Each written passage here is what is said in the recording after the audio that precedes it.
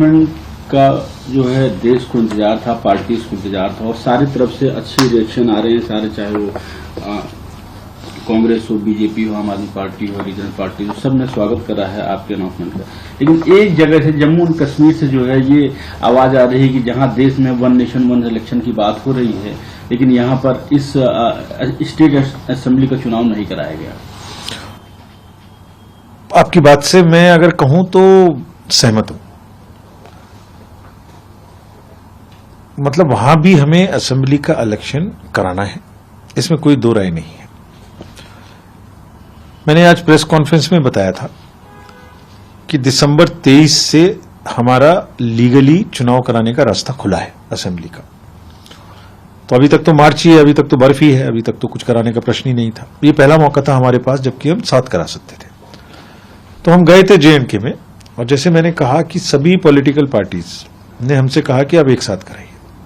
सबने कहा, मैं कोई उसमें, और हम मिलने ही पॉलिटिकल पार्टीज से गए थे तो उनकी बात सुनना हमारा मतलब काम भी था।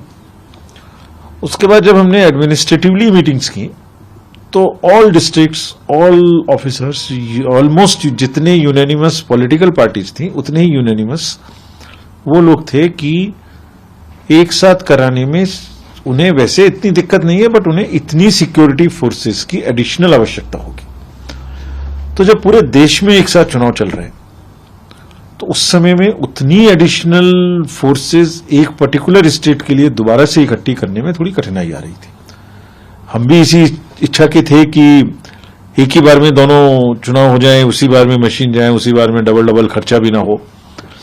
लेकिन उतनी उपलब्धता एक साथ इतने बड़े देश में हो पाना कि असेसमेंट के बाद संभव नहीं हो पाया। But it does not mean कि हम देर लगाएंगे, हम तुरंत समय सीमा के अंदर चुनाव कराएंगे।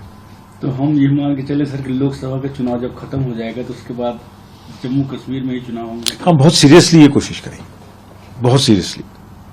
और वैसे भी सितंबर तक की समय सीमा तो है ही है, लेकिन हम बहुत जल्दी करेंगे कि हम करें, बहुत जल्दी करें, जिसमें यात्रा का भी ध्यान रखेंगे।